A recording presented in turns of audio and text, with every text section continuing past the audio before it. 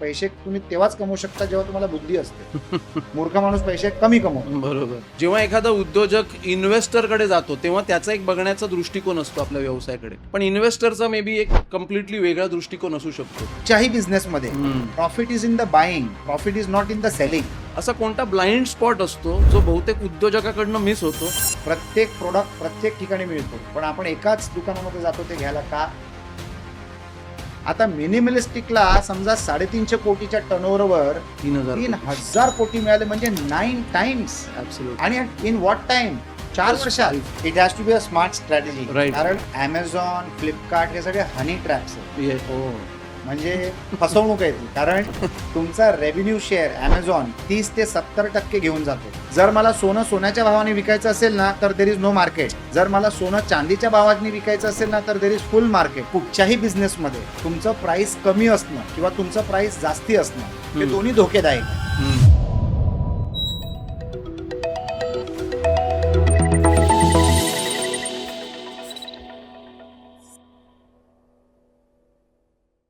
नमस्कार लक्षवेधी परिवार. लक्षवेध पॉडकास्टच्या आणखी एका अत्यंत ज्ञानवर्धक भागामध्ये आपलं मनापासून स्वागत. व्यवसायाचा टर्नओव्हर वाढवणं महत्त्वाचं आहे, परंतु त्यापेक्षा महत्त्वाचं आहे आपला बिझनेस मोठ्या प्रमाणावर स्केल होऊ शकतो का? त्यामध्ये इन्व्हेस्टमेंट मिळवण्याची क्षमता आहे का? आणि टेक्नॉलॉजी, इनोव्हेशन आणि बदलत्या मार्केटच्या पार्श्वभूमीवर तो फ्युचर रेडी आहे का?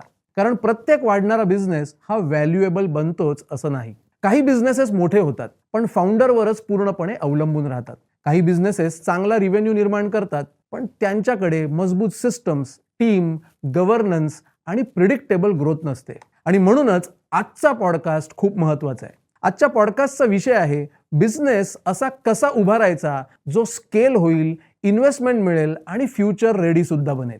आज आपल्यासोबत आहेत सिरियल ऑन्टरप्रिन्युअर, स्ट्रॅटेजिक इन्व्हेस्टर आणि business mentor Shri Agnelo Rajesh अथायडे.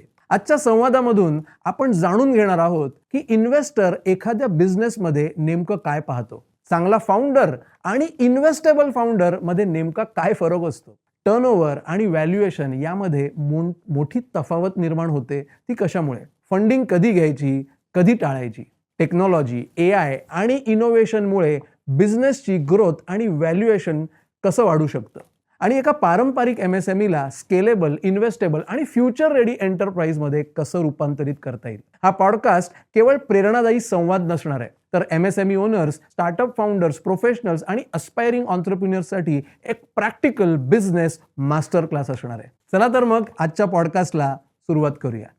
So sir, लक्षवेध पॉडकास्टमध्ये मनापासून स्वागत. धन्यवाद. Thank you so much. आणि खूप इच्छा होती तुम्ही पॉडकास्टवर यावं. सर, मी थेट प्रश्न सुरू करतो. सर, तुम्ही स्वतः सिरियल ऑन्टरप्रिन्युअर आहात, तुम्ही इन्व्हेस्टर आहात. मोठ्या प्रमाणावर आज तुम्ही जे स्टार्टअप्स आहेत किंवा छोटे व्यवसाय त्यामध्ये इन्व्हेस्ट करत आहात.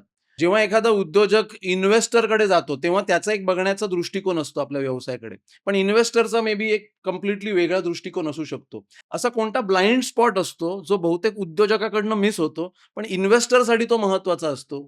त्याच्याबद्दल सर मला पहिलं जाणून काम घ्यायला आवडेल. करायची प्रक्रिया म्हणजे सहसा प्रत्येक उद्योजक जो आहे ना हा भरपूर पॅशन घेऊन येतो. हम्म. छोटा उद्योजक एक पॅशन प्रूनर असतो. मग त्याला अजूनपर्यंत पैशाचे पंख लागले नसतात, either in the form of investment or in the form of revenue. Right. तर तो ओव्हर कॉन्फिडंट असतो, पण त्याचा मार्केट स्टडी एवढा स्ट्रॉंग नसतो. That becomes a blind spot.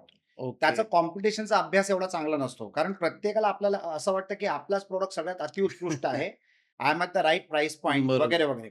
अनेक वेळेला हा उद्योजकचा सगळ्यात मोठा ब्लाइंड स्पॉट काय असतो माहितीये का? चुकीचं प्राइसिंग. कारण कुठच्याही बिझनेसमध्ये तुमचं प्राइस कमी असणं किंवा तुमचं प्राइस जास्ती असणं हे दोन्ही धोकेदायक आहे. व्हॅल्यू कस्टमर ठरवतो, विकणारा नाही ठरवू शकत. मग बरोबर. त्यावेळेला जेव्हा तुमची व्हॅल्यू एस्टॅब्लिश होते तेव्हा तुम्ही प्रीमियम चार्ज करू शकता. ऍट द सेम टाइम भीतीमुळे जर तुम्ही कॉस्टिंग कमी ठेवली ना तर तुम्हाला न कळत प्रत्येक सेल तुम्हाला लॉस क्रिएट करतोय. आणि जेव्हा लोक शेअर होल्डिंगचा पैसा वापरतात ना तेव्हा त्यांना ऍक्च्युअली समजत नाहीये की त्यांचं प्राइसिंग राईट आहे का रॉंग आहे. तर हे सगळ्यात मोठे ब्लाइंड स्पॉट्स आहेत. याच्यावर मी पहिलं लक्ष टाकतो आणि त्याच्यानंतर मी निर्णय घेतो. तर मी स्टार्टअप्स मध्ये इन्व्हेस्ट नाही करत. मी इन्व्हेस्टमेंट करतो जे एस्टॅब्लिश्ड प्लेयर असतात with some small revenue. Okay. माझा छंद जो आहे ना हा साधारणतः जी व्यक्ती 10 लाखापासून ते 50 लाख रुपयाचा रेव्हेन्यू घडवते सध्या, Annually? कारण monthly monthly. Monthly monthly 10 lakh पासून 50 लाखापर्यंत मंथली मंथली. त्याचा रेव्हेन्यू असेल. हं. अशा कंपनीजना मेंटॉर करून, इन्व्हेस्ट करून, इकोसिस्टम लावून त्यांना मोठं करण्यामध्ये मला फार मजा येते. मला फार ओके. बरं वाटतं. कारण ओके. ही टोटल प्रक्रिया जी आहे ना, ही हं. मी स्वतः भोगलेली आहे. राइट. म्हणजे सुरुवातीपासून सुरुवात कसं करायचं आणि तुम्हाला ग्रोथ स्टेजेसमध्ये येणारे जे अडथळे असतात, त्याचं सामोर्य कसं करायचं, त्याचं सोल्युशन कसं करायचं, म्हणजे प्रत्येक समस्यामधनं संधी कशी काढायची, हं. हेच करत आलोय 40 वर्षापासून. आता ते माझं भांडवल झालं पैशाबरोबर. बरोबर. तर पैशाने भांडवल लावतो आणि एका दुसऱ्या उद्योजकाला मोठा करतो. Fantastic. So you just not are investor, पण तुम्ही एक प्रकारे स्ट्रॅटेजिक पार्टनर सुद्धा बनता. ॲब्सोल्युटली. सर आता मगाशी तुम्ही सांगितलं, की पॅशन महत्वाचं आहे, पण तुम्ही प्रक्रिया सुद्धा तेवढीच बघता. एखादा पॅशनेट उद्योजक असतो, त्याचं प्रक्रियेपेक्षा त्याच्या प्रॉडक्टवर जास्त प्रेम असतं. त्याच्याकडे एक फायर इन द बेली असते. असं सुद्धा म्हणतात, की इन्व्हेस्टर फक्त प्रॉडक्ट आणि बिझनेसमध्ये नाही, पण त्या फाउंडरमध्ये देखील इन्व्हेस्ट करतो. सो एखादा बिझनेसमध्ये इन्व्हेस्ट करत असताना त्या फाउंडरमध्ये असे कोणते गुणधर्म तुम्ही प्रकर्षाने बघता, जे तुम्हाला अपील करतात आणि त्याच्यावर तुम्ही पैसे लावायला तयार होता? उद्योजकचं कॅरेक्टर मी पाहतो. म्हणजे हं. त्याचं चरित्र पाहतो हं. आणि त्याचा उद्देश किती पवित्र आहे ते पाहतो. कारण मी फक्त इम्पॅक्ट बेस्ड बिझनेसेसमध्येच इन्व्हेस्ट करतो. हं. तर चरित्र आणि त्या बिझनेस किती पवित्र आहे ह्याच्यावर मी लक्ष टाकतो आणि त्याच्यानंतर मी पुढे चालतो. आता एक उद्योजक मला भेटलेला साधारणतः 2021 मध्ये आणि मला त्याचा बिझनेस आवडला आणि मला त्याचं प्रॉडक्ट आवडलं आणि ज्या पद्धतीने तो बिझनेस राबवत होता ते आवडलं आणि मी लगभग सौदा डन केला आणि it was a big size transaction, म्हणजे चांगल्या पद्धतीचं इन्व्हेस्टमेंट होणार होतं ते. हे 2021 ची गोष्ट आहे. ओह! आणि बोलता तो मला म्हणाला, की "सर, हे व्हॅल्युएशन जे तुम्ही कबूल केलेलं आहे आणि जे मी स्वइच्छेने कबूल केलं, हे माझ्या पार्टनरला सांगू नका. मी त्याला वेगळं व्हॅल्युएशन दाखवणार. ओह! कारण त्याचा सहभाग माझ्या एवढा नाहीये माझ्या बिझनेसमध्ये." आणि तिथेच माझ्या मनामध्ये आणि माझ्या डोक्यामध्ये ब्रेक लागला, हं. की ज्या पार्टनरनी तुझ्याबरोबर बिझनेस सुरू केला, त्या पार्टनर बरोबरच जर तू धोखाधडी मला शिकवतोय आणि मी तुझा पार्टनर होतोय आता, तर मग मी अशा कंपनीमध्ये कसा काय मी इन्व्हेस्ट करू शकतो? ओह! तर त्याच्या चरित्रावर मला प्रश्नचिन्ह झाला. हं. कितीही चांगला फायदेशीर बिझनेस असला, पण कॅरेक्टरमध्ये फ्लॉ असला ना, तर मी तो बिझनेस नाहीच करणार. कारण आपल्याला बेसूट पुढे जायचं असतं. आणि बरोबर. मग जर मी फक्त त्याच्याबद्दल वॉच ठेवत बसलो, तर हं. मग माझी क्रिएटिव्हिटी पण मरून जाणार आणि मग त्या धंद्याला माझा फायदाच होणार नाही. मग काय फायदा? एक जो स्ट्रॅटेजिक इन्व्हेस्टर असतो ना, तो पैशा व्यतिरिक्त हं. तो इन्फ्लुअन्स आणतो, इकोसिस्टम आणतो आणि अनुभव आणतो. बरोबर आहे. आणि या चारही गोष्टींची सामग्री जर तुम्ही एकत्रित आणली, तरच त्या बिझनेसला तुम्ही मोठा करू शकता. परफेक्ट. 90% कंपनीज ज्यांना फक्त पैसा मिळतो ना, ते बंद पडतात. हं. पण 100% कंपनी ज्यांना स्ट्रॅटेजिक इन्व्हेस्टर भेटतो ना, 100 नसेल तर 80% असेल, 90% असेल, पण 75% पेक्षा जास्ती ज्या बिझनेसला योग्य वेळेला, योग्य प्रकारे जर स्ट्रॅटेजिक इन्व्हेस्टर भेटला ना, हं. तर त्या बिझनेसला ग्रोथ मिळते, यश मिळतं आणि व्हॅल्युएशन मिळतं. फॅन्टास्टिक. सो चारित्र्य आणि पावित्र्य. व्यक्तीचं चारित्र्य, बिझनेसचं पावित्र्य. ॲब्सोल्युटली. एक सुंदर फॉर्म्युला मिळाला. फक्त एक आता तुम्ही बोलत असताना मला जाणवलं, की जर हे त्या फाउंडरमध्ये एवढं महत्वाचं आहे. तो फाउंडर तुमच्यासमोर जेव्हा पिच करतो, त्यावेळेला तर ऑफकोर्स त्याचं पॅशन, प्रॉडक्ट किंवा तुम्ही जसं सांगितलं, की ज्या प्रक्रियेने तो बिझनेस करतो ते सगळं दिसतंय. पण चारित्र्य जर एवढं महत्वाचं असेल आणि बोलताना जस्ट असा मोमेंट आला, ज्यामध्ये तुम्हाला कळलं, की त्याने पार्टनरपासून लपवलंय. शेवटच्या 5 शेवटच्या मिनिटात क्षणात, नाहीतर ती डील झालीच असती. 4 तासाची मीटिंग झालेली. शेवटच्या 5 मिनिटात त्याने जेव्हा मला हे डिक्लेअर केलं, तेव्हा मी माघार घेतली आणि मी त्याला फीडबॅक देऊन माघार केली. हं, म्हणजे हं. मी त्याला गोंधळात नाही ठेवलं, की "अरे काय झालं? अचानक काय झालं?" बरोबर. आणि मग त्या क्षेत्रामध्ये तीच इन्व्हेस्टमेंट मी एका दुसऱ्या ब्रँड बरोबर केली आणि that is today one of the best known brands and most respected brands in the whole country. Fantastic. मला ह्याच्याबद्दल पण पुढे जाणून घ्यायला आवडेल, की इन्व्हेस्ट केल्यानंतर बिझनेसला तुम्ही ग्रो करण्यासाठी काय स्ट्रॅटेजीज वापरता किंवा कशाप्रकारे त्या बिझनेसला एका लेव्हलपर्यंत नेता. परंतु परत मला त्या चारित्र्य आणि पावित्र्याच्या विषयावर यायचं आहे, की म्हणजे मला पण हा प्रश्न पडतो, की जेव्हा आपण एखाद्या व्यक्तीबरोबर डील करतोय, त्यावेळेला सगळं कर्तृत्व बघून आपण खूप इम्प्रेस्ड होतो. पण माणसाचं ते चारित्र्य किंवा बिझनेसचं जे पावित्र्य, हे ओळखण्यासाठी मग आपण काही करायला पाहिजे का प्रोएक्टिव्हली? चर्चेतनं समजतं, पहिली हां. गोष्ट. दुसरी गोष्ट, अनओळखीत माणसाबरोबर मी कधीच व्यवसाय करत नाही. हं. आयदर मी त्याच्याबरोबर मी त्याला ओळखत असलं पाहिजे किंवा आमच्यामध्ये मॅक्झिमम 1 डिग्री ऑफ सेपरेशन असलं पाहिजे. It has to be a reference case. Okay. तर बरेच प्रश्न मी त्या रेफरन्सला विचारतो आणि तेच प्रश्न मी त्या उद्योजकाला विचारतो. त्याच्यामध्ये जर मला फेरबदल समजलं हं, हं, हं. आणि मी त्याला उद्योजकाला वॉर्न करतो मला भेटायला यायच्या अगोदरच, की तू जे काय बोलणार मी त्याला कोर्टात उभ्या केल्यासारखं करतो. जे बोलणार ते सत्य बोलणार. त्याच्या हातात गीता देत नाही. परंतु कार्य माझं तसंच असतं, हं. की जर तू खोटं बोललास ना, तर माझं नेटवर्क प्रचंड मजबूत आहे. हं. म्हणजे मला गोष्ट ताबडतोब समजेल लगेच कळणार. आणि मी होमवर्क करतो. मी हं. कोणालाही विदाऊट होमवर्क करून भेटत नाही. हं. मी त्या व्यक्तीबद्दल होमवर्क करणार, त्याच्या बिझनेसबद्दल होमवर्क करणार, त्याच्या हं. बॅकग्राऊंडबद्दल होमवर्क करणार, त्याचा सोशल मीडिया स्टडी करणार, हं. त्याच्या सेक्टरचा अभ्यास करणार, त्याच्या हं. कॉम्पिटिशनबद्दल माहिती ठेवणार आणि जेव्हा तो मला भेटेल ना, तेव्हा त्याला असं वाटणारच नाही, की या बिझनेसमध्ये मी आजपर्यंत कधीच पाऊल नाही टाकलंय. मी हं. अभ्यासू माणूस आहे. क्या बात तर है! You cannot bullshit. म्हणजे ओके. तुम्हाला माझ्या समोर बसून खरं बोलणं हे हं. ऑप्शन नाहीये. हं. आणि जिथे तो पहिला खोटा बोलला, तिथे subject is over. That is the last कारण मीटिंग. पॉझिटिव्ह फ्लो एवढा आहे ना, की माझ्याकडे समजा एक महिन्याला 10 लोकं आले फंड रेज करण्यासाठी किंवा स्ट्रॅटेजिक इन्व्हेस्टमेंटसाठी. त्याच्यातनं मी निवडणार 1 किंवा 2च. बरोबर आहे. तर बाकी 8 तर गळतीलच. कारण 10 ची माझी क्षमता नाहीये आणि मी फंड नाहीये.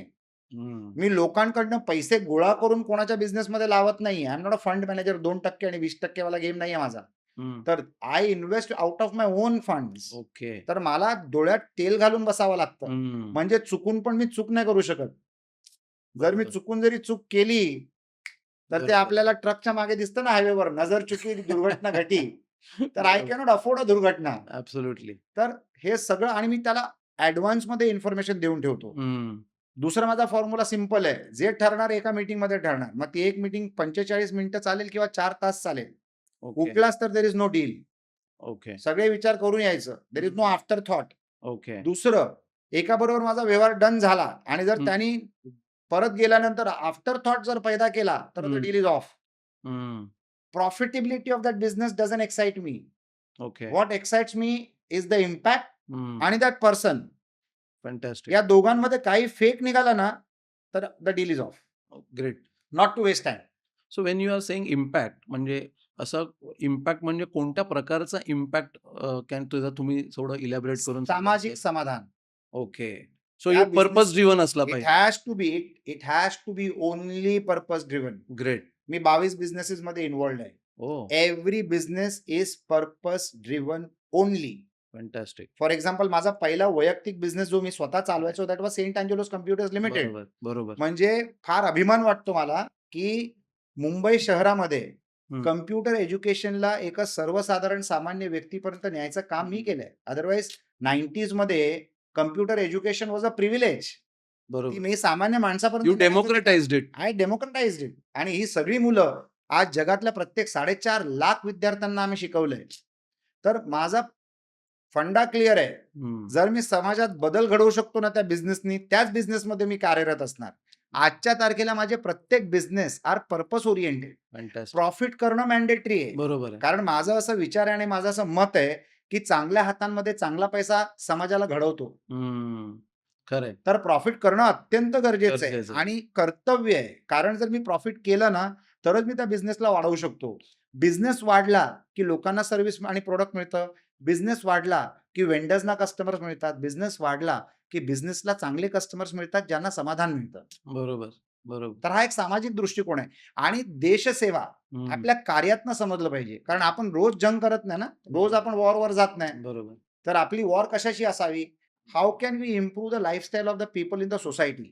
फॅन्टास्टिक. आणि जर हा उद्देश पूर्ण होत असेल ना, त्या प्रॉडक्टच्या मार्फत किंवा सर्व्हिसच्या मार्फत, तर I am the first man to take the risk. क्या बात है! क्या बात है! सर आता तुम्ही हे सांगताय पर्पज ड्रिव्हन त्यावरनं मला आठवलं.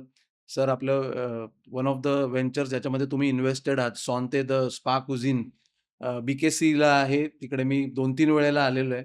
आणि तुम्ही मला सांगितलं होतं, की काय कन्सेप्ट आहे, कसं आहे. म्हणजे कुठेही तुमच्या टेस्ट बड्स बरोबर कॉम्प्रोमाईज न करता आणि त्याचबरोबर तुमच्या आरोग्याशी सुद्धा प्रतारणा न करता असा सगळा तिकडचा मेन्यू आहे. आणि मध्ये मी गेलो होतो आणि तिकडचा जो मेन्यू आहे म्हणजे पिझ्झा असेल किंवा इनफॅक्ट पावभाजी सुद्धा तिकडची. म्हणजे प्रत्येक गोष्टीसाठी जे इन्ग्रेडियंट्स निवडलेले आहेत ते खूप चोखंदळपणे निवडलेले आहेत. सो तुम्ही हे सांगताना लगेच मला ते रिलेट झाले, की पर्पज ड्रिव्हन आहे, इम्पॅक्ट ड्रिव्हन आहे. Very nice. सर आता मला आहे ना, तुम्ही सांगितलं 22 बिझनेसेसमध्ये तुम्ही ऑलरेडी इन्व्हेस्टेड आहात आणि ऑफकोर्स प्रत्येक बिझनेसचा एक अनुभव तुमच्या गाठीशी असेल.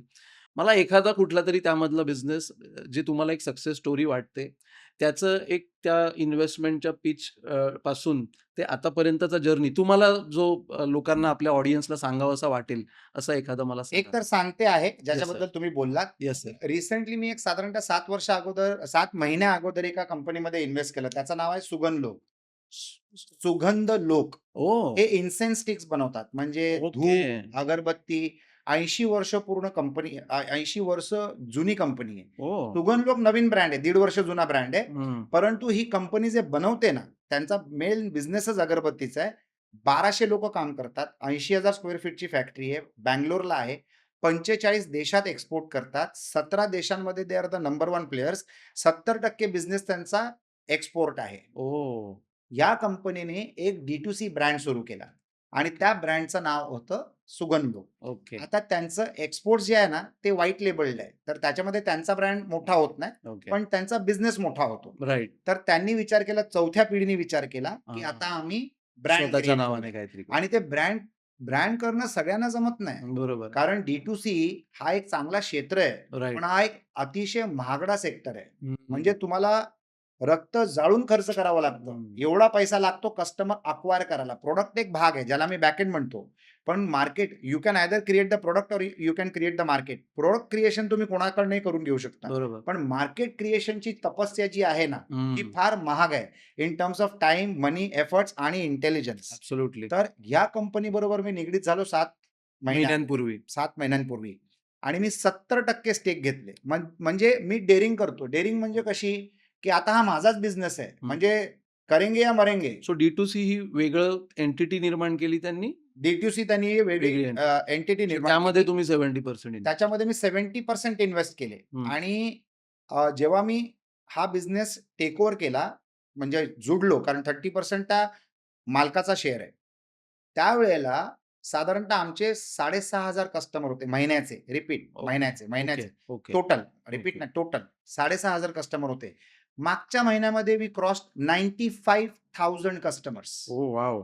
आणि by December 31 we will cross 2,50,000 customers. Fantastic. Superb. So that is growth. Hmm. Average order value ₹550 आहे. मग बरोबर. आता तुम्ही गणित करा. सर सगळ्यात चांगली गोष्ट असं आहे ना, की D2C ब्रँडमध्ये तुमचा ऑपरेटिंग प्रॉफिट असणं महत्वाचं आहे. बरोबर. म्हणजे लोकं D2C ब्रँडमध्ये ना 7-7, 8-8, 10-10 वर्ष प्रॉफिट करत नाही. हं. माझा फॉर्म्युला सिंपल आहे. चौथ्या महिन्यात प्रॉफिट आलं पाहिजे. ₹1 आला तरी चालेल, पण I should B cash positive. Great. हे माझा नियम आहे. मी पॉलिसीज प्रमाणे काम करतो. त्या पॉलिसी नाही राबवता आल्या तर ते काम मी नाही करणार. ओके. तर मॅक्सिमम चौथ्या महिन्यामध्ये I should be at least ₹1 positive. Hmm. आणि ते मी प्रत्येक बिझनेसमध्ये घडवून आणतो. At the fantastic. Same time मी त्याला स्केल पण करतोय. मोठ्या बरोबर. प्रमाणात स्केल करतोय. कारण I am a growth investor. तर मला ग्रोथचा छंद आहे आणि दॅट इज द चॅलेंज ना. बरोबर. एक्झिस्टिंग मार्केटमध्ये कोणाचा तरी मार्केट शेअर हिसकावून घेणं, बरोबर. That is the talent. It is अ कबड्डी का गेम. बरोबर. म्हणजे तुम्हाला जिंकणं महत्वाचं आहे. परफेक्ट. तर that is what I try and intend doing. परंतु D2C ब्रँडमध्ये सगळ्यात मोठा प्रॉफिट जो आहे ना, तो आहे व्हॅल्युएशनचा. हां. आणि D2ची जी लाईफस्पॅन आहे ना, म्हणजे मॅन्युफॅक्चरिंग इंडस्ट्रीची लाईफस्पॅन 200 वर्ष, 300 वर्ष, 500 वर्ष चालते. बरोबर. भारतात अजूनपर्यंत तेवढी जुनी झाली नाहीये, पण प्रगतिशील देशांमध्ये manufacturing units are for last 300 years, 400 years, 500 years. बरोबर आहे. खरं आहे. मुंबईमध्ये, भारतामध्ये आता 100-150 वर्ष जुन्या कंपनीज भरपूर झालेल्या आहेत. Absolutely yes. तर D2C ब्रँडचं वैशिष्ट्य असं आहे, की 3 ते 10 वर्षामध्ये तुमचं व्हॅल्युएशन एवढं तगडं बनतं, बरोबर.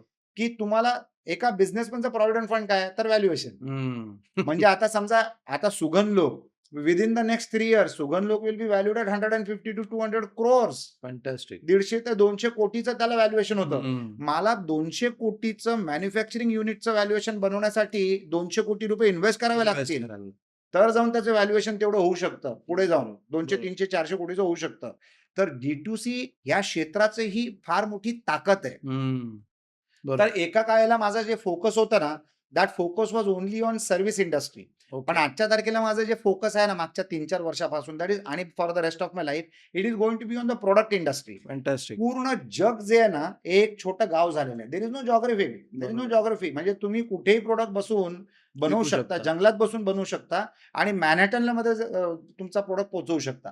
बरोबर. हे जे फ्रीडम मिळालं ना because of the technological advancement of Mankind, याचा आपल्याला लाभ घेता आला पाहिजे. घेता आला पाहिजे. सर आता तुम्ही सांगितलं, की मी हे घडवून आणतो. म्हणजे 7 महिन्यामध्ये 6,500 ते 95,000 इट्स अ एक्स्पोनेन्शियल ग्रोथ आणि ते घडवून आणण्यासाठी फक्त डेफिनेटली तो स्टेक घेणं, पैसा इन्व्हेस्ट करणं हे सफिशियंट नाही. बिकॉज आय ऑल्वेज बिलीव्ह की idea does not equal to success and money also does not equal to success. It's strategy plus execution that's very important. So ते घडवून आणणं जो तुम्ही शब्द वापरलात ना, ह्याच्यात मला जरा इंटरेस्ट वाटला, की 7 महिन्यामध्ये सर असं काय तुम्ही घडवून आणलं, ज्याच्यामुळे ही एक्स्पोनेन्शियल ग्रोथ झाली? Having the right teams in place. आता माझी स्वतःची टेक कंपनी आहे, जे okay. Customer acquisition cost implement करते. राइट. तर इन हाऊस आहे, speed of action, time of action, repeat actions. Okay. प्रत्येक कस्टमरला आपण किती बारकाईने मॉनिटर करू शकतो, हे पण महत्वाचं आहे. बरोबर. D2Cच्या बिझनेसमध्ये सगळ्यात महत्वाचं आहे कस्टमर अक्वायर करणं, हं. ज्याला आपण कस्टमर ॲक्विजिशन कॉस्ट बरोबर आहे. म्हणतो. कस्टमरला रिटेन करणं आणि कस्टमरकडनं रिपीट ऑर्डर आणणं. आणि हा टोटल गेम रिपीट ऑर्डरचा आहे. नवीन हं. कस्टमर ॲक्विजिशनचा नाहीये. म्हणजे बरोबर. तुम्हाला रिपीट ऑर्डर आणणं अत्यंत महत्वाचं आहे. तुमची व्हॅल्यू वाढते, व्हॅल्युएशन वाढते, रेव्हेन्यू देखील वाढतो. बरोबर. तर द राइट क्रिएटिव्ह म्हणजे आमचं जे स्पीड आहे ना, business is all about speed. बरोबर. म्हणजे कुठची जाहिरात आम्ही महिन्याला या एका ब्रँडमध्ये आम्ही महिन्याला 150 ते 200 ॲड्स बनवतो. म्हणजे महिन्याला दिवस असतात 30 आणि त्याच्यासाठी आम्ही बनवतोय 200 ॲड्स. बरोबर. तर या 200 ॲड्सची टेस्टिंग जी होते ना, त्या टेस्टिंग नंतर आम्हाला समजतं की हे 5 ॲड चालतायत. चालणार आहेत. परंतु ही करण्याची जी प्रक्रिया आहे ना, ती हं. एका नॉर्मल उद्योजकापेक्षा 100 पटीने आमची फास्ट असते. हां. बरोबर. तर हे so trial and errors process जी आहे ती एक्सेलरेट होते. सगळ्या म्हणजे वी वर्क ऑन स्टेरॉइड्स. आम्ही नॉर्मल कामं करतच नाही. पहिली गोष्ट माझ्या कॅलेंडरमध्ये there is no Saturday, Sunday. माझं जे कॅलेंडर आहे ना, weekly calendar, I have 7 Mondays. When you like what you do, life is a picnic. बरोबर आहे? Absolutely right. तर मला मजा येते या सगळ्या काम गोष्टींमध्ये. तर आम्ही ज्या रॅपिड पेसनी काम करतो ना, त्याच्यामध्ये आमचे रिझल्ट्स फास्ट येतात. हं. एकदा स्ट्रॅटेजी सेट केली ना, की मग टोटल फोकस जातं की या स्ट्रॅटेजीला इम्प्लिमेंट कसं करायचं. ग्रेट. दुसरी गोष्ट, बिझनेसमध्ये पैशापेक्षा जास्ती तुम्हाला रिसोर्सेस लागतात. बरोबर आहे. We are great buyers. Okay. आणि मी लोकांना असं म्हणतो, कुठच्याही बिझनेसमध्ये हं. Profit is in the buying, profit is not in the selling. Right. जर मला सोनं सोन्याच्या भावाने विकायचं असेल ना, तर देयर इज नो मार्केट. जर मला सोनं चांदीच्या भावाने विकायचं असेल ना, तर देयर इज फुल मार्केट. हं. म्हणजे मर्सिडीजला मला इनोव्हाच्या कॉस्टमध्ये जर विकायचं झालं ना, तर फॅक्टरी एवढ्या मर्सिडीज बनवू शकणार नाही एवढा सेल येईल. बरोबर आहे. बरोबर आहे? तर हे तुम्हाला घडवायचं असतं, त्याला आपण व्हॅल्यू क्रिएशन म्हणतो. बरोबर. हे जर व्हॅल्यू क्रिएशन आपल्याला घडवता आलं आणि ते कसं होऊ शकतं? I am a person who is a ecosystem person. हं. तर मी पैसा लावतो, पण त्याच्याबरोबर माझी इकोसिस्टम येते, त्याच्याबरोबर माझे रिसोर्सेस येतात, बरोबर आहे. त्याच्याबरोबर माझे एक्सपिरियन्स येतो, नेटवर्क येतं. नेटवर्क येतं. तर या सगळ्या गोष्टींमुळे I bring down the cost of production, I bring down the cost of execution. हं. मी ज्याच्याकडनं घेतो ना, तिथे माझा फायदा झाला पाहिजे. कारण राइट. तिथे मी बायर आहे. बरोबर. तुम्ही माझ्याकडनं जर काय घेतलं ना, तर तुमचा फायदा झाला पाहिजे. कारण तुम्ही बायर आहात. तर मी या इकॉनॉमीला माझ्या शब्दांमध्ये म्हणतो द बायर्स इकॉनॉमी. फॅन्टास्टिक. जर if you maintain the buyers economy in any business ना, you will never be short of growth. म्हणजे ग्रोथ तुमची हमखास होत राहील. The right thoughts hmm. Implemented in the best possible way will give you growth that you will not be able to handle. Fantastic. So profit is into buying not selling. This also is a very hard It heating is a sentence buyer's for me. market. It is a Great. buyer's economy. It is the Superb. buyer's scenario. It Sir, has to buyer's benefit. Sir आता so valuation बद्दल तुम्ही सांगितलं आणि अजून एक खूप छान sentence सांगितलं तुम्ही, की उद्योजकाचा प्रॉव्हिडंट फंड हा त्याचं व्हॅल्युएशन आहे. सो एक्झिट त्याला तिकडे घेता येते. हा व्हॅल्युएशन आहे ना सर, खास करून हे शार्क टँक वगैरे जेव्हा आपल्या भारतामध्ये आलं, त्याचं सगळीकडे एकदम बोलबाला झाला व्हॅल्युएशन. आणि अजूनही मला त्याचं एकदम खणखणीत स्पष्ट व्याख्या आजपर्यंत मिळालेली नाहीये, की एक्झॅक्टली व्हॅल्युएशनचा काही फॉर्म्युला आहे का? तुम्ही सर आतापर्यंत 22 पेक्षा जास्त बिझनेसेसमध्ये इन्व्हेस्ट केलंय. तुम्ही सर बिझनेसचं व्हॅल्युएशन कसं बघता किंवा उद्योजक हा जो कार्यक्रम बघताय, त्यांनी आपल्या व्यवसायाचं व्हॅल्युएशन कसं करावं? काय सांगाल सर? याचा फिक्स्ड फॉर्म्युला नाहीये. Right. Business by business change होतो बरोबर. आणि प्रोडक्ट बाय प्रोडक्ट चेंज होतो. आता फॉर एक्झाम्पल मी तुम्हाला अगरबत्तीबद्दल बोललो तर त्याचं तुम्हाला एक एक्झाम्पल देतो. बरोबर. या क्षेत्रामध्ये जर मी 15% पॅट मेंटेन केलं, profit after tax, after tax. मी फक्त अकाउंटिंगमध्ये फक्त एकाच विषयावर माझा विश्वास आहे आणि दॅट इज पॅट. पॅट. आणि I don't believe in PAT to be calculated at the end of the year. हे पॅटचं कॅल्क्युलेशन दर महिन्याला झालं पाहिजे. Absolutely right. Profit after tax हे एक खरं सत्य आहे आणि मग त्याचं तुम्ही काय करू शकता हा तुमचा दुसरा निर्णय आहे. बरोबर. तर अगरबत्ती टाईपच्या बिझनेसमध्ये जर मी समजा फॉर एक्झाम्पल 1.5 कोटी 1.5 कोटीचं टर्नओव्हर केलं महिन्याला, म्हणजे वार्षिक झाले 18 कोटी. तर याच्यामध्ये जर मी 15% पॅट केलं आणि माझा रिपीट कस्टमर बेस जर 40% असला, रिपीट कस्टमर बेस जर 40% 40% असला, तर मला टर्नओव्हरचे 10 पटीने व्हॅल्युएशन मिळेल. ओ. म्हणजे जर माझा टर्नओव्हर 18 कोटी आहे, तर मला 180 कोटीचं टर्नओव्हर मिळेल. ओके. समजा माझा रिपीट कस्टमर बेस 40% ठिकाणी 25% असला आणि माझं पॅट 15%च्या ठिकाणी 10% असलं, ओके. तर मला 6 ते 8 पटीने मिळेल. पटीने. ओके. तर हे सगळं कोरिलेटेड आहे हम्म. आणि प्रत्येक इंडस्ट्रीचं वेगळं वेगळं आहे. मी बरोबर. तुम्हाला एक जिथं जागतं उदाहरण देतो. मिनिमलिस्टिक. बरोबर. Minimalistic is a skin care company. Oh right. यांनी बिझनेस सुरू केला 2021 मध्ये, म्हणजे पॅन्डेमिकच्या नंतर. हो. जेव्हा त्यांनी व्हॅल्युएशन मध्ये कंपनी विकली हिंदुस्तान युनिलिव्हरला, त्यांना 3,000 कोटी रुपये मिळाले. 3,000 कोटी टॉप रुपये. लाईन काय होती आणि त्यांची टॉप लाईन होती 346 क्रोर्स. So repeat. त्याची लास्ट टॉप लाईन होती 346 क्रोर्स. म्हणजे टर्नओव्हर चांगला होता आणि ते प्रत्येक वर्षी प्रॉफिटेबल होते. त्यांच्या प्रत्येक वर्षात पॅट होता 15%च्या आसपास असेल. 15%. जरी ते 4% असलं तरी ते प्रॉफिटेबल होतात, कारण जेवढा तुमचा व्हॉल्यूम वाढतो ना, तेवढी तुमची टक्केवारी कमी होते. बरोबर. आता अगरबत्ती आणि धूपच्या बिझनेसमध्ये सुद्धा, फ्रेग्रन्सीच्या बिझनेसमध्ये सुद्धा जेव्हा तुम्ही छोटा बिझनेस करता ना, टर्नओव्हर 18 कोटी, तर तुमचं पॅट 15% होऊ शकतं. पण जर ते 180 कोटी झालं ना, तर कदाचित तुमचं पॅट सिंगल डिजिटमध्ये येईल. बरोबर. पण जर ते सिंगल डिजिट 9% असलं, then it is a big number. Right. आता मिनिमलिस्टिकला समजा 350 कोटीच्या टर्नओव्हरवर 3,000 कोटी मिळाले, म्हणजे 9 टाइम्स. ऍब्सोल्युटली. आणि इन व्हॉट टाइम? 4 वर्षात. 4-5 इयर्स. 4 ते 5 वर्षात. असा कुठचा बिझनेस तुम्हाला असं कमवून देऊ शकतो? कुठची मॅन्युफॅक्चरिंग युनिट अशा व्हॅल्युएशनला विकली जाऊच शकत नाही, किंवा कुठचाही दुसरा सर्व्हिसचा बिझनेस किंवा रेस्टॉरंटचं चेन किंवा any other business type of model cannot get sold in this way. म्हणून आजच्या तारखेला भारत देशामध्ये सगळ्यात चांगली आपली मोठी ताकद काय? सगळ्यात जगातला नंबर 1, या एका कामामध्ये आपण नंबर 1 आहोत. जनता. आणि जनता म्हणजे काय? मार्केट. एवढ्या मोठ्या मार्केटमध्ये कन्झ्युमर्स, जो कन्झ्युमर आपल्या दुकानात येऊ शकत नाही, त्या कन्झ्युमरच्या घरी जर आपण पोहोचू शकलो, तर मार्केट किती मोठं झालं. ह्यूज. पहिली गोष्ट. दुसरी गोष्ट, जेवढं तुमचं जितना तुम दिखोगे उतना तुम बिकोगे. तर D2C is all about advertising आणि मार्केटिंग आणि परसेप्शन बिल्डिंग. खरंय. आणि त्यातल्या त्यात जर तुमचं प्रोडक्टची क्वालिटी चांगली असली, त्याचा सरळ पॅरामीटर आहे, रिपीट ऑर्डर्स किती येतात ना, त्याच्यावर तुम्हाला समजतं प्रोडक्टची ताकद किती आहे. बरोबर. कुठच्याही डॉक्टरने सर्टिफिकेट दिलं किंवा कुठच्याही मुख्यमंत्र्यांनी सर्टिफिकेट दिलं किंवा कुठच्याही फिल्म स्टारने सर्टिफिकेट दिलं, त्याला अर्थ नाहीये. बरोबर. वापरणारा जो कस्टमर असतो ना, त्याचा अनुभव जर चांगला असला आणि जर त्याने ती ऑर्डर परत रिपीट केली, तर automatically he is multiplying the provident fund of your future which is valuation. Fantastic. Sir, खूप जबरदस्त इन्साइट्स मिळतात आणि मला वाटतं की ऑडियन्समध्ये पण जे व्यक्ती बिझनेसमध्ये असतील आणि ज्यांचे प्रॉडक्ट्स असतील, मला वाटतं D2C साठी बरेच चांगले इन्साइट्स या चर्चेमध्ये मिळतात आणि मला वाटतं पुढची चर्चा मी त्या संबंधितच करू इच्छितो. मगाशी तुम्ही आणखीन एक वाक्य बोललात की I don't invest in startups. मी जे चांगले बिझनेस आहेत, भले ते 10 ते 50 लाखापर्यंतचा त्यांचा मंथली रेव्हेन्यू असेल, पण जे एस्टॅब्लिश्ड आहेत, हु आर मेकिंग प्रॉफिट. पण जसं ₹1 रुपयाचा प्रॉफिट पण चालेल, पण they should be in positive. याचा अर्थ त्यांचं बिझनेस मॉडेल जे आहे ते सक्षम आहे, सेट झालं, प्रूव्ह केलेलं आहे.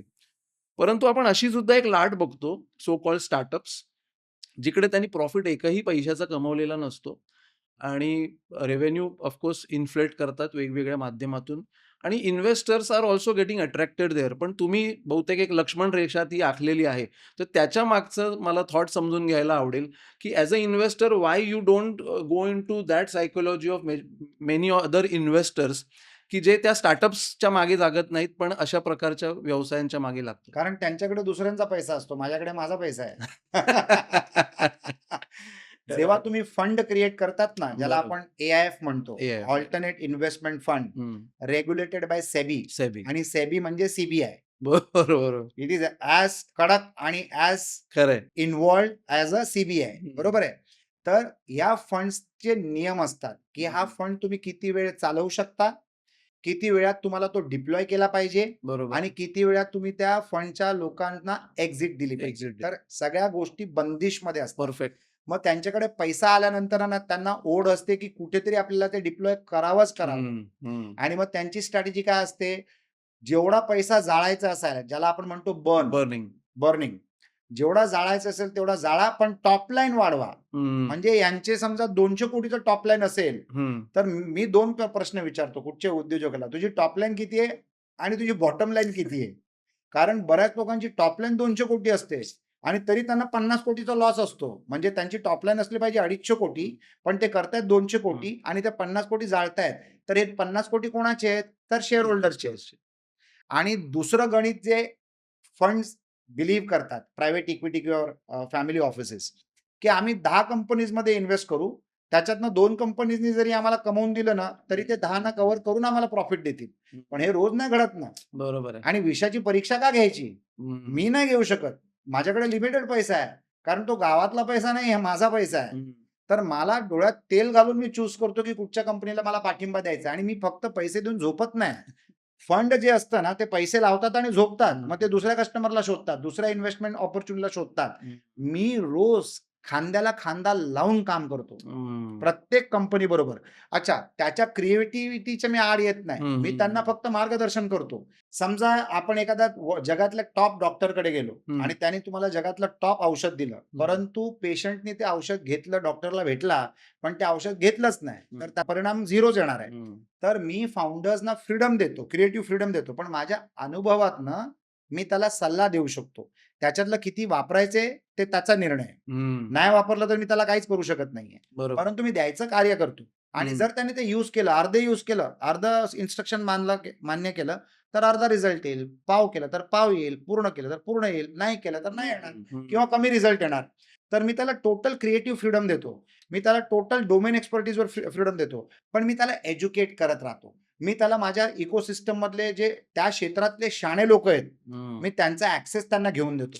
म्हणजे अशा लोकांचा मी त्यांना ऍक्सेस देतो, कारण I am a social person. मी लोकांबरोबर 40 वर्षांमध्ये संबंध बांधले आणि ती माझी ताकद आहे. तर हे संबंध मी माझ्या कंपनीसाठी ओपन करतो आणि त्यांना समोरच्या व्यक्तीला सांगून पाठवतो, की या कंपनीमध्ये मी पैसे लावलेत, I want you to spare अर्धा तास फॉर हिम. आजपर्यंत मला एकही नकार नाही आलाय.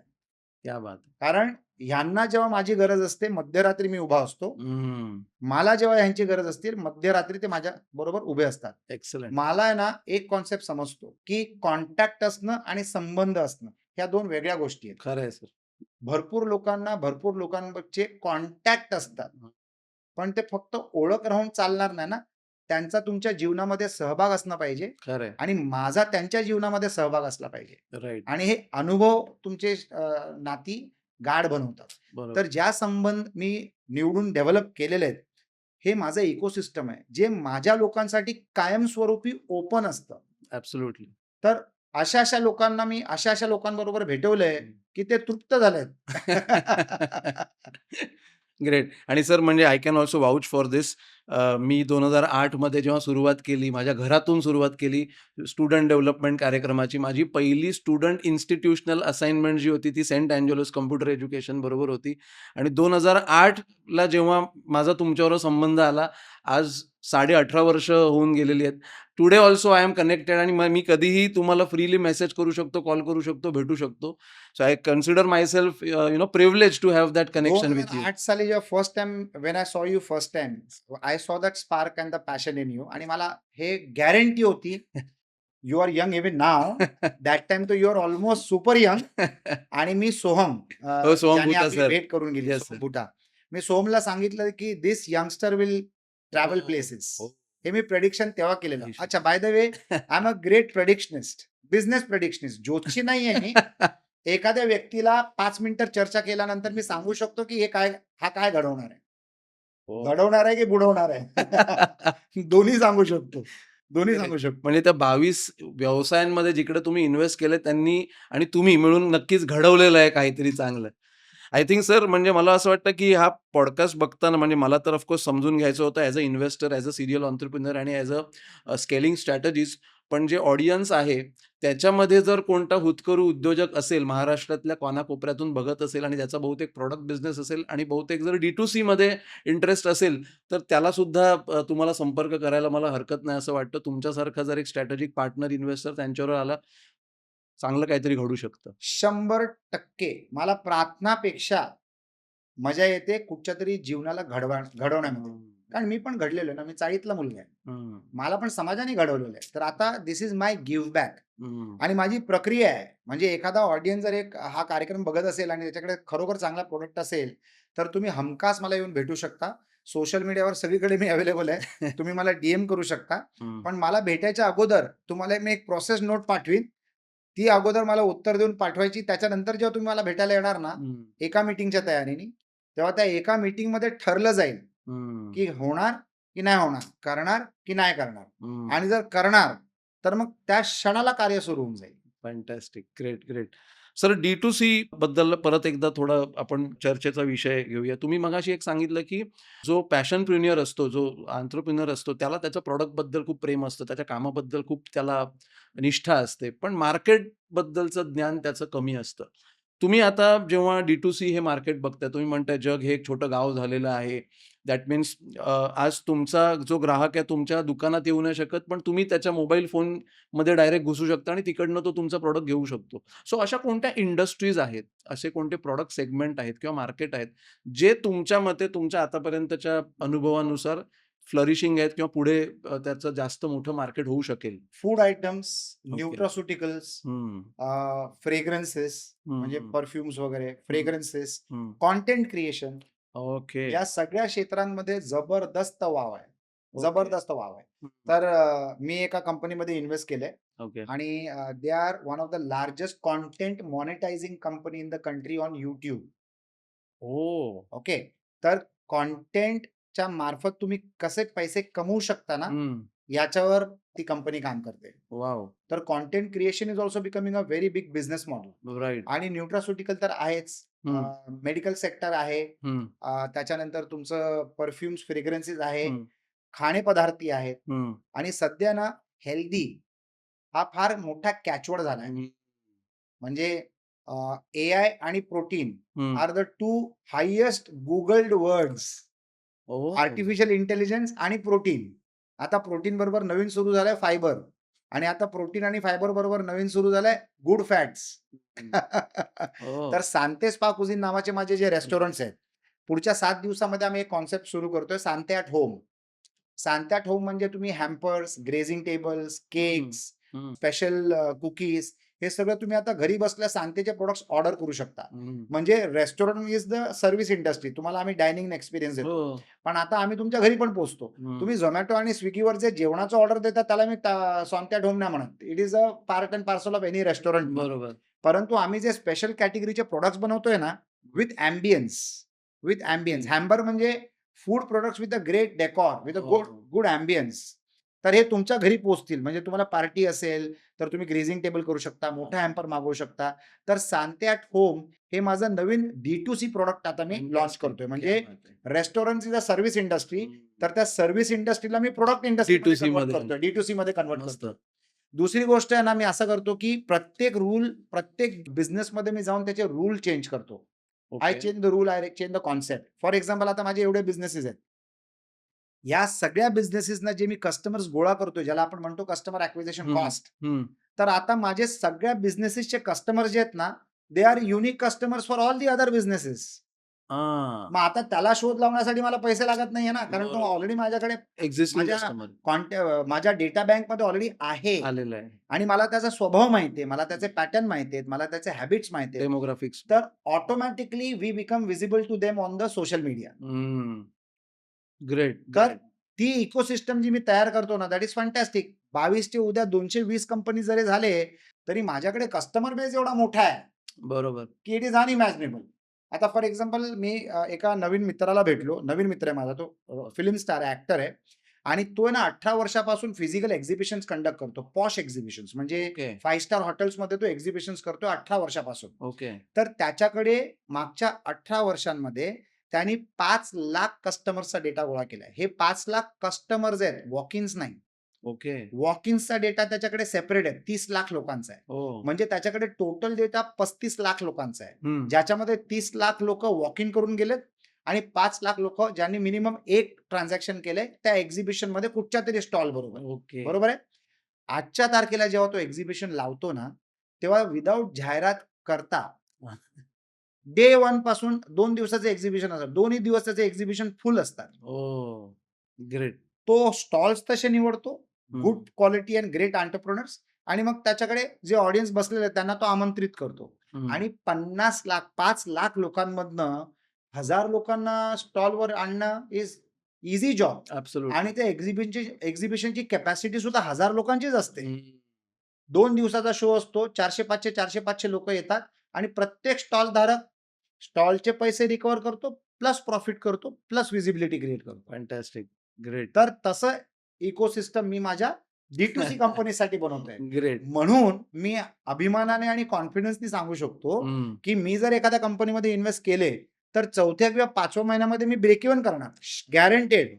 मी पहिल्या 15 दिवसात पण करू शकतो. पण जास्तीत जास्त मी सांगतोय ते 5व्या महिन्यात करू शकतो. हं. कारण आता माझ्याकडे ती क्षमता आहे, ती आहे. ताकद आहे, जी मी गोळा केली, जी कमवली आहे, जी मी पैसे लावून कमवलेली आहे. Superb, superb. सो हे तुम्ही एक्झिबिशनचं सांगत असताना मला बिझनेस जत्राची आठवण झाली. यावेळेला आमचं 5वं पर्व होतं. इनफॅक्ट सर प्रत्येक पर्वाला तुम्ही येता ॲब्सोल्युटली. आणि जे तुम्ही सांगितलत, की तुमचे आधीचे जे ग्राहक आहेत किंवा जे व्हिजिटर्स आहेत, त्यांना तुम्हाला परत वेगळं सांगायची गरज लागत नाही, की हा इव्हेंट काय आहे. काय आहे? आणि सिमिलरली जे तुमचे एक्झिबिटर्स आहेत, त्यांना ऑलरेडी व्हॅल्यू मिळते. त्याच्यामुळे they are always ready. In fact मला त्या संबंधित पण नेहमी तुमच्याकडनं मार्गदर्शन मिळत असतं. आता आमच्या जत्राची पण तयारी चालू होईल आणि त्यासाठी मी तुम्हाला हक्काने परत एकदा 100% भेटायला येणार आहे, की 100% यावेळेला काय वेगळं आपण करू शकतो. सर मगाशी D2C बद्दल आता परत आपण बोलतोय. D2C जेव्हा तुम्ही बोलताय, मी असं गृहीत धरतोय, की आपली स्वतःचं पोर्टल, स्वतःचं ब्रँडचं पोर्टल आणि तिकडनं खरेदी विक्री करणं. पण आज D2C बरोबरच ह्यूज मोठे-मोठे मार्केट प्लेसेस बसलेले आहेत. Like Amazon is the biggest. त्याच्यातलं सम्राट आहे आणि त्याच्याबरोबर अजून छोटे-मोठे मे बी Flipkart आणि ह्या सगळ्या पण गोष्टी असतील आणि तुम्हाला तिकडे पण प्रेझेन्स ठेवावा लागतो. जर तुम्ही D2C जर करताय. सो ह्या दोघांकडे कसं बघता? कारण Amazonवर जर जेव्हा तुम्ही जाताय, सो तिकडे तुम्हाला व्हिजिबिलिटी मिळेल, पण तुम्हाला तो पॅट किंवा ते जे मार्जिन्स आहेत, ते तुम्हाला मेंटेन करता येतात का? आणि तिकडच्या त्या क्राउडला परत आपल्या दुकानामध्ये कसं आणायचं किंवा त्याच्याबद्दलचं तुमचं थॉट काय? It has to be a smart strategy. Right. कारण Amazon, Flipkart हे सगळे हनी ट्रॅप्स आहेत. ओह! म्हणजे फसवणूक आहे ती. कारण तुमचा रेव्हेन्यू शेअर Amazon 30 ते 70% घेऊन जातो. येस. कारण फक्त त्याच्यावर लिस्टिंग करून चालत नाही. तर हं. तुम्हाला जाहिरात करावी लागते. जर बरोबर. तुम्हाला प्रॉडक्ट विकायचं असेल तर. मला त्याची हरकत नाहीये. मला एकाच गोष्टीची हरकत आहे, की तो कस्टमर कधीच तुमचा नसतो. तो हं. कस्टमर असतो Amazonचा. Even you don't get the data. तुमच्याकडे डेटा पण मिळत नाही. राइट. तर तो सगळ्यात बेकार धंदा आहे. बरोबर आहे. पण याच्यामध्ये आपण Amazon आपल्याबरोबर गेम खेळतोय. तर आता आपण Amazon बरोबर गेम खेळला पाहिजे. तर मी काय करतो, ज्या कंपनीजमध्ये आम्ही निगडीत आहोत, त्या कंपनीचं फक्त प्रेझेन्स आम्ही क्रिएट करतो Amazonवर आणि Flipkart Flipkartवर किंवा मार्केट कुठच्याही प्लेस. ॲग्रीगेटरवर, राइट. मार्केट प्लेसवर. आम्ही फक्त आमचा प्रेझेन्स क्रिएट करतो. आणि मग त्याच्यानंतर जर त्यांनी माझ्याकडनं रेव्हेन्यू शेअर 30-40%, 50% घेतलं तरी काही हरकत नाहीये. हं. परंतु मी त्याच्यामध्ये जाहिरातीचा पैसा खर्च करत नाही. कारण एखादा कस्टमर ज्याला आपल्यावर सुरुवातीला विश्वास नसतो ना, तो चेक करतो, की हे जे प्रॉडक्ट त्यांनी पाहिलंय कॅम्पेनवर. कारण Google आणि Metaवरच तुम्ही कॅम्पेन करता. बरोबर. जास्तीत जास्त तुमचं बजेट परफॉर्मन्स मार्केटिंग. 90% परफॉर्मन्स मार्केटिंगचं बजेट तुमचं त्याच्यावरच असतं. बरोबर आहे. तर तो कस्टमर जाऊन चेक करतो Amazonवर ते प्रॉडक्ट अवेलेबल आहे का? बरोबर. तर जेव्हा तो तिथे तुम्हाला Google करतो म्हणजे रिसर्च सर्च करतो. करतो. त्यांच्या इकोसिस्टममध्ये जेव्हा सर्च करतो ना, तेव्हा आपल्याला जाहिरातीचे पैसे तर लागलेच नाही. कारण कस्टमरने तुम्हाला तुमच्या चेक केलं. नावाने चेक केलं आणि मग तो ट्रान्झॅक्शन तिथे करतो. राइट. पण आज इन्फ्रास्ट्रक्चर डेव्हलपमेंट एवढी सुरेख आणि सुंदर झालेली आहे, की एका काळाला कस्टमरला आहे ना 3 क्लिकमध्ये तो आउट असतो Amazonवर. हं. याची सवय लागलेली म्हणून तो तिथे जायचा आणि विश्वासाचा पण विषय होता. पण आजच्या तारखेला एवढे रेडीमेड सॅस मॉडेल्स आहेत, बरं. सॉफ्टवेअर ॲज अ सर्व्हिस, बरोबर. की त्याच लेव्हलची एक्सपर्टीज तुम्हाला तुमच्या वेबसाईटवर पे पर यूजरमध्ये तुम्हाला ती सुविधा मिळते. टेक्नॉलॉजिकल सपोर्ट मिळतो. बरोबर, बरोबर. तर एकदा तो कस्टमर तिकडनं घेईल. मग हं. त्याच्यावर आम्ही काय करतो, आमच्या प्रॉडक्ट्सवर क्यूआर कोड लावतो. मग जेव्हा तो कस्टमर आमच्या क्यूआर कोडला क्लिक करून आमच्या साइटवरनं विकत घेतो ना, तेव्हा त्याला आम्ही काहीतरी छोटं सॅम्पल फ्री देतो. ओके. जे Amazonच्या सेलवर नाही होत ते. हं. तर तो आमच्याशी निगडीत राहतो आणि तो आमच्याबरोबर कम्युनिकेशनमध्ये लागतो. कारण रिपीट कस्टमर जो असतो ना, हं. त्याला संबंध बांधण्यामध्ये इंटरेस्ट असतं प्रॉडक्टच्या कंपनीबरोबर. ओके. आणि असं करून आम्ही आमचे कस्टमर गोळा करतो. व्हॅल्युएशनला सगळ्यात मोठा विषय असतो, की तुमचे कस्टमर्स किती आहेत? बरोबर आहे. आता समजा जर तुमचे 10% कस्टमर आहेत आणि 90% कस्टमर Amazonवर आहेत, मार्केटप्लेसचे. तर तुम्हाला व्हॅल्युएशन मिळणारच नाही. म्हणजे एकदम कचरा ते व्हॅल्युएशन. ग्राहक तुमचे स्वतःचे नाहीच आहेत. कस्टमर तुमचे नाहीच आहेत. बरोबर. परंतु जर तुमच्याकडे 90% कस्टमर तुमचे आहेत आणि ॲग्रीगेटर प्लॅटफॉर्मचे फक्त 10% 10% किंवा 5% किंवा 15% आहेत, तर तुमची लॉटरी लागली. Okay. Maintaining the other parameters म्हणजे टॉप लाईन वाढते, बरोबर. तुमचा पॅट मेंटेन्ड आहे, पॅट तुमचा डबल डिजिटमध्ये आहे. Superb valuation, okay. Superb valuation. Okay. So तुमचा सल्ला असा आहे, की प्रेझेन्स ठेवायचं तिकडे. प्रेझेन्स ठेवायचं. तिकडचे ॲड स्पेंड्स तुम्ही करू नका. झिरो. जेव्हा तुमचा ग्राहक तुमच्याबद्दल जाणून घेतो, तो Amazonवर तिकडे सर्च करतो. तिकडे जर तुम्ही त्याला दिसलात, तर तुमची विश्वसनीयता वाढते आणि पहिला प्रॉडक्ट बहुतेक तो तिकडनं विकत घेतो आणि जेव्हा तो प्रॉडक्ट त्याच्याकडे येतो, तिकडे त्या प्रॉडक्टच्याच पॅकेजिंगवर मे बी क्यूआर कोडमुळे you can direct him to your D2C platform. कारण आहे ना, आजच्या तारखेला कस्टमर फक्त मस्त नसतो, तर तो सुस्त पण असतो. आता त्याला पहिल्यांदा त्यांनी टाइप केलं नाव. बरोबर. बरोबर आहे. सेकंड टाईम त्याला टाइप पण नाही नाही करायचं. तर करायचं. तो काय करणार? क्यूआर कोडला QR क्लिक कोड. करणार. ऑटोमॅटिक तो कंपनीच्या साइटवर जाणार बरोबर. आणि टक, टक, टक 3 स्टेपमध्ये ट्रान्झॅक्शन कंप्लीटेड. बरोबर. 2 दिवसात, 4 दिवसात, 7 दिवसात प्रॉडक्ट बरोबर. तुमच्या घरी येतं. इकडे सर 2 मला अजून प्रश्न पडलेत, की मी Amazonला पैसे देत नाहीये. मी तिकडे प्रेझेन्स क्रिएट करतोय. But there are something called as reviews. Reviews हे आज आपण काही विकत घेत असताना चेक करतो आणि त्याची संख्या आणि त्याचं रेटिंग ह्या दोन्ही गोष्टी बघतो. मग सुरुवातीला आपल्याला ते पण जनरेट करायला लागतं. सो त्याच्यासाठी पण काही नुसका आहे का तिकडे जेन्युइन बायर्सच आपल्याला लागतात? जेन्युइन बायर्स पण लागतात, पण कंपनी क्रिएटेड रिव्ह्यूज पण असतात. It right. Is a game. It is a dirty okay. Game. जसं आपण म्हणतो ना, everything is fair in love and war. हं. शेवटी तुम्ही एका कस्टमरला एकदाच फसवू शकता. बरोबर. सेकंड टाईम नाही फसवू शकत. आता प्रॉब्लेम काय होतो, कॉम्पिटिशन सुद्धा निगेटिव्ह रिव्ह्यूज टाकतात. हं. You get me? तर त्याला काउंटर करण्यासाठी तुम्हाला सुद्धा इंजिनिअर करायला करायला लागतील पाहिजे. रिव्ह्यूज. पण शेवटी बलवान आणि बादशाह तुमचा प्रॉडक्ट असला पाहिजे. Absolutely. Reviews is one time activity. बरोबर आहे. म्हणजे तो निर्णय घेणार ते एकदाच बघून. बरोबर. हल्ली लोकांचा विश्वास सुद्धा रिव्ह्यूजवर कमी होत चाललाय. हं. कारण कस्टमरना पण माहीत पडतं ना, की धिस इज बिंग इंजिनिअर्ड. बरोबर आहे. बरोबर ना? हं. मला जी प्रॉडक्ट हवे असते किंवा हं. मला जे प्रॉडक्ट घ्यायचं असतं, त्याचे पॅरामीटर जर माझ्या लायकी हिशोबाने मला जे पाहिजे त्या हिशोबाने मॅच होत असतील ना, तर इर्रिस्पेक्टिव्ह ऑफ द रिव्ह्यूज मी एकदा जाऊन ते प्रॉडक्ट विकत घेऊ शकतो. हं. आणि घेतल्यानंतर माझा अनुभवच सांगेल, की ते रिव्ह्यू जे मी वाचले ते खरे होते का खोटे होते. बरोबर. आणि मग त्याच्यानंतर तुमचा पुढचा बिझनेस डेव्हलप अवलंबून असतो. आजच्या तारखेला आहे ना, कुठचाही माणूस जो प्रॉडक्ट बनवतोय ना, तो खराब प्रॉडक्ट कधीच बनवणार ना, कारण त्याला टिकायचं आणि त्याला जिंकायचंय. हं. ज्याला जे फ्लाय बाय नाईट ऑपरेटर असतात ना, त्यांचे निगेटिव्ह रिव्ह्यूज तर पोट भरून असतात.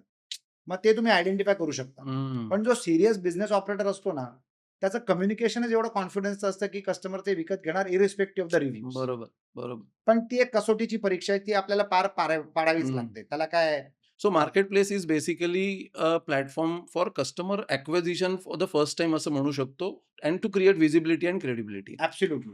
सर परंतु मी याला अजून एक सांगतो. Yes sir. Social media development एवढं झालेलं आहे ना, हं. की लोकांना तेवढा पण पेशन्स नाहीये. हं. ते तुमच्या Instagram अकाउंटवरच सगळीकडे क्लिक जातात. करतात, टाक, टाक, टाक विकत घेतलं. झालं डन. एक्झॅक्टली. लोकांना ज्या गोष्टीची गरज आहे, हं. ते विकत घेतात. ज्याची गरज नाहीये, पण ते दिसलं तर इम्पल्सिव्ह बायिंगमध्ये सुद्धा विकत घेतात. घेतात. आणि बरेच आता असे कॅटेगरीज निर्माण व्हायला सुरू झालेले आहेत. हं. अगोदर आपण म्हणायचो ना, की आपल्याला गॅप इन द मार्केट पूर्ण करता आला पाहिजे. हं. आता विदाऊट गॅपचे प्रॉडक्ट यायला लागले. म्हणजे तुम्हाला पण खरं आहे. माहित नव्हतं, की तुम्हाला ते प्रॉडक्ट ह्याची गरज आहे. ते दिसल्यानंतर अरे असं प्रॉडक्ट आहे, घेऊन टाका. बरोबर. सर एक्झॅक्टली तुम्ही मगाशी जे सोशल मीडियाचं बोललात, माझा पुढचा प्रश्न त्यालाच कनेक्टेड होता. एक आहे परफॉर्मन्स मार्केटिंग करणं आणि त्याद्वारे कस्टमर अॅक्वायर करणं आणि दुसरा जो मगाशी एक विषय तुम्ही सांगितला that is about content. So content marketing is also the game changer today. So product बिझनेससाठी कंटेंट मार्केटिंग कसं करू शकतो? जबरदस्त पद्धतीने करू शकता. राइट. म्हणजे you can create a theme. आता मी सांतेवर एक पिक्चर बनवतोय. ओह! ओके. तर the branding has to be very subtle. Recently sir की टायटन वॉचचा पण सीरीज आलेली आहे. ॲब्सोल्युटली. आता फॉर एक्झाम्पल एक प्रेमी आणि प्रेमिका पहिल्यांदा आढळले सांतेच्या रेस्टॉरंटमध्ये. तिकडनं त्यांची लव्ह स्टोरी फ्लरिश झाली. मग हं. त्याच्यानंतर त्याचे म्हणजे हं. स्क्रिप्ट मी पूर्ण बरोबर. लिहून झालेली आहे. ओके. परंतु लोकं एक चांगलं कंटेंट पाहतायत, एंटरटेनमेंट हं. होते त्यांचं आणि ब्रँड त्यांच्या सबकॉन्शियस माइंडमध्ये क्रिएट होतोय. ग्रो होत चाललेला आहे. बरोबर. तर content to commerce is the only way forward. म्हणजे फॅन्टास्टिक. Google आणि Metaवर अवलंबून राहिलेले ब्रँड्स इव्हॅपोरेट होणार. ते टिकणार नाही. तर यू हं. Cannot do that unless your returning customer is more than 50%. बरोबर. मग तुम्हाला कंटेंटची गरज नाहीये. पण राइट. ते मोर दॅन 50% मध्ये सुद्धा कंटेंटचा हात असतो. म्हणून ते मोर दॅन 50% असतात. बरोबर. परंतु तुमचं अवलंबून राहणं चुकीचं आहे. Only on Google and Meta. तर राइट. कंटेंट टू कॉमर्सचा जो गेम आहे ना, that is picking up like crazy. Right. Everything. Apple सारखी कंपनी आता पिक्चर बनवते. ओह! Based on Apple. बॅकग्राऊंडमध्ये तुम्हाला सगळीकडे Apple हं. दिसणार. बरोबर. आणि तो रोहित शेट्टीचे जर तुम्ही पिक्चर बघितले, तर मला असं वाटतं, की रोहित शेट्टीमध्ये Mahindra अँड Mahindraने इन्व्हेस्ट केलेले आहेत. कारण सगळ्या गाड्या. गाड्या तो Mahindraच्या वापरतो. सगळ्या बरोबर. गाड्या तो Mahindraच्या बरोबर. वापरतो. So this is in film branding made in a very subtle way. हं. पण त्याचा परिणाम पॉझिटिव्हली होतो त्या प्रॉडक्ट्सवर. बरोबर. आणि सर हे जे सोशल मीडिया प्लॅटफॉर्म आहेत, for example Insta, YouTube, Facebook किंवा अजून वेगवेगळे, या सगळ्या प्लॅटफॉर्मसाठी काय तुम्ही सल्ला द्याल, की कशा पद्धतीने उद्योजकांनी, कारण बऱ्याच वेळेला होतं, की प्रत्येक व्यक्ती आपलं ॲडव्हर्टाइजमेंट, आपलं प्रमोशन टाकण्याचा प्रयत्न करत असतो. Content is a indirect way to market. It is called as inbound marketing. So तिकडे कंटेंटबद्दल असं काही इन्साईट देऊ शकाल का, की अशा प्रकारचा कंटेंट तुम्ही सोशल मीडियावर क्रिएट कराल? प्रत्येक उद्योजकाला आजच्या तारखेला शाहरुख खान, सलमान खान, अक्षय कुमार व्हायला पाहिजे. तो पडद्यासमोर आला पाहिजे. कारण आज कस्टमरला ना, या प्रॉडक्टच्या मागचा व्यक्ती कोण आहे, हं. हे बघायचं असतं. वॉव! दुसरी गोष्ट, एखाद्या बिझनेसमध्ये 500 एम्प्लॉईज काम करतात. तर त्या उद्योजकाने पूर्ण 500 लोकांबरोबर चर्चा केली नसते. त्या 500 लोकांना पण त्या उद्योजकाबद्दल टोटल माहिती नसते. बरोबर. तर एखादा असा जो पॉडकास्ट तुम्ही जे कंडक्ट करता, हं. याच्या मार्फत तुम्हाला समजते, की माणूस कोण आहे, त्याची विचारधारा कशी आहे, बरोबर. त्याची बॉडी लँग्वेज काय आहे, त्याचं पास्ट काय आहे, त्याचं प्रेझेंट काय आहे, त्याचे भविष्याचे प्लॅन्स काय आहेत.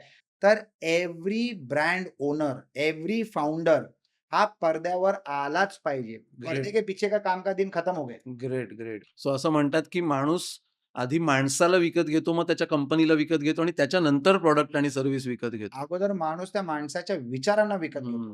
क्या बात है! त्याच्या चरित्राला विकत घेतो सुपर्ब! आणि मग त्याचा प्रॉडक्ट विकत घेतो. Great. So personal brand for any level of founder हे मस्ट आहे. मॅन्डेटरी. Absolutely mandatory. म्हणजे ह्याच्यामध्ये चॉईस नाहीये. राइट. सर गेल्या 2 वर्षांमध्ये एक मोठी लाट येते आणि ही लाट मला वाटतं पुढे जाऊन त्सुनामीमध्ये निर्माण होईल, ती म्हणजे एआय. बरोबर आहे. आणि आज प्रत्येक व्यवसायाने एआयला इम्प्लिमेंट केलं पाहिजे. त्याचं आपल्या बिझनेसच्या ॲक्सेलरेशनसाठी वापर करून घेतला पाहिजे. तुम्ही सर या 22 बिझनेसेस बरोबर खूप पर्सनली खांद्याला खांदा लावून जसं तुम्ही सांगितलं काम करताय. मला काही 1-2 अशी उदाहरणं, की जिकडे बिकॉज ऑफ एआय एनेबलमेंट एक वेगळा डायमेन्शन मिळाला किंवा एक वेगळ्या प्रकारे त्याला गती मिळाली, असा काही अनुभव सांगू माझ्या शकता? प्रत्येक बिझनेसमध्ये एआय इन्व्हॉल्व्ड आहे. ओके. प्रत्येक बिझनेसमध्ये. हं. एआय शिवाय तुम्ही बिझनेस करू शकत नाही. तर एआय इज अ एनेबलर हं, आणि एआय इज अ परफॉर्मर. हं. म्हणजे माणूस चुकू शकतो, एआय चुकत नाही. आपल्या इनपुटवर डिपेंड आहे. बरोबर. इनपुट देणारा माणूसच आहे. पण तो शिकतो काय इनपुट द्यायचं. हं. दुसरा डेटा तुम्हाला फिंगर टिप्सवर येतो. तुम्ही तुमच्या व्यवसायाचे निर्णय घेऊ शकतात बिकॉज ऑफ एआय. हं. आता जेवढी पण आमची जाहिरात चालते, माझी जी टेक कंपनी आहे, they are champions in AI. तर आम्ही जे ए-बी टेस्टिंग ज्याला म्हणतो ना, की हं. कुठची ॲड चालते, कुठची बरोबर. नाही चालत.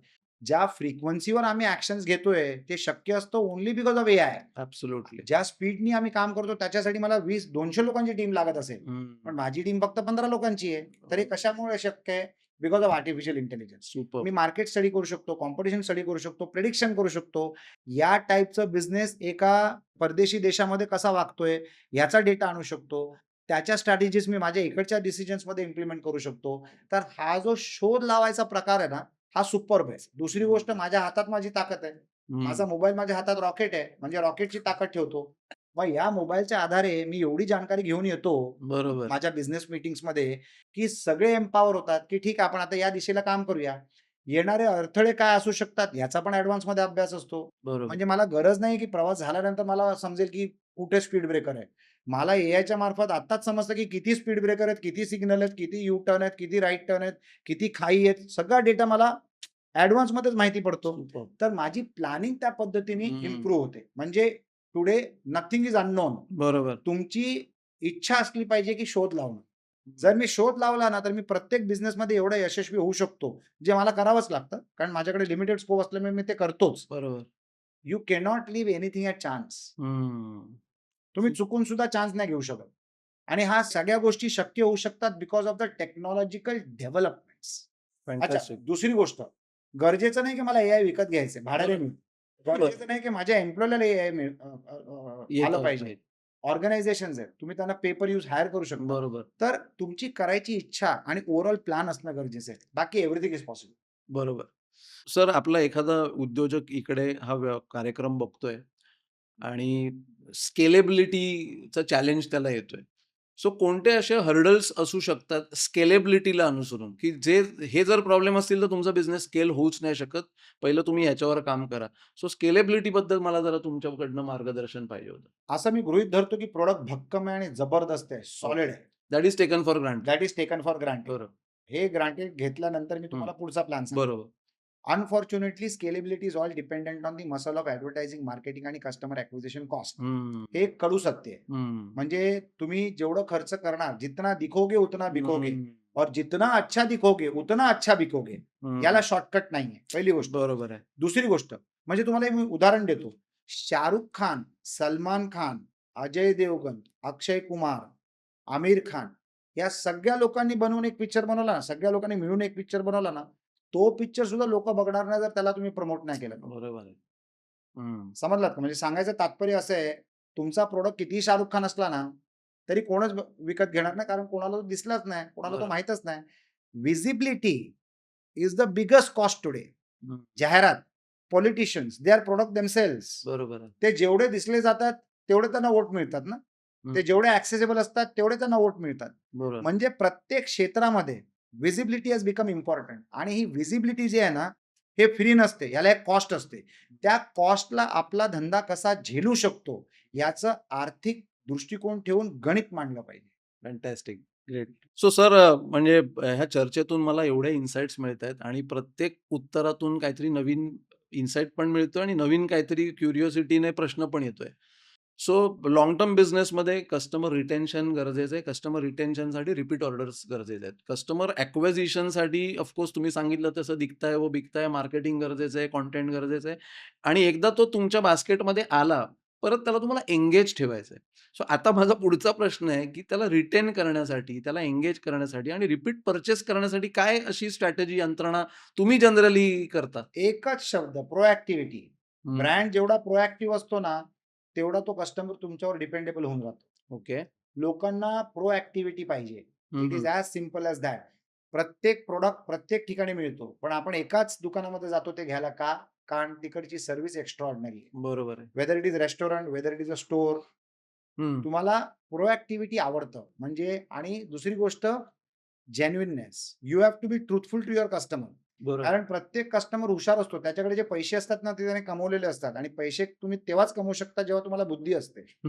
मूर्ख माणूस पैसे कमी कमवतो. बरोबर. तो खरेदीला जाऊ शकत नाही, एवढे पैसे नाही कमवत. बरोबर आहे? बरं. तर you have to be honest and truthful. Vague answers दिले नाही पाहिजे. त्याच्यासाठी तुमची टीम सक्षम असली पाहिजे, की त्याने कुठच्या प्रश्नाला काय उत्तर दिली पाहिजे. मी तुम्हाला एक उदाहरण देतो. Yes sir. तुम्ही जगातल्या कुठच्याही कोपऱ्यात जाऊन Apple स्टोअरमध्ये गेल्यानंतर कुठच्याही Apple स्टोअरच्या त्या एम्प्लॉईला तो एकच स्टँडर्ड प्रश्न विचारा. वेगवेगळ्या देशांमध्ये जायचं, वेगवेगळ्या भाषेमध्ये प्रश्न विचारायचं, तुम्हाला सेम उत्तर मिळेल. Exactly the same. It is a case study of the world. It is a case study in the world. त्याच प्रकारे तुम्ही कुठच्याही ताज हॉटेलमध्ये जायचं, कुठच्याही ऑबरॉय हॉटेलमध्ये जायचं, तुम्हाला सर्व्हिस स्टँडर्ड सेम मिळणार. चेहरे बदलतील, बरोबर. पण बोलायची पद्धत, बरोबर. वापरायचे शब्द आणि बॉडी लँग्वेज तुम्हाला सेम मिळणार. ॲब्सोल्युटली. तर त्यांनी सर्व्हिसेस आणि कोऑर्डिनेशन विथ द कस्टमर्सना स्टँडर्डाइज केलेलं आहे. Absolutely. It doesn't matter who it is, the outcome will be the same. आणि प्रोएक्टिव्ह. माणसाने प्रश्न विचारायच्या अगोदर जर आपल्याला उत्तर देण्याची क्षमता आली ना कुठच्या बिझनेसमध्ये, त्या बिझनेसचा customer retention will be the highest. क्या बात है! त्या कस्टमरचा repeat order will be the highest आणि तो तुमचा ब्रँड अँबॅसेडर आहे. Superb, superb.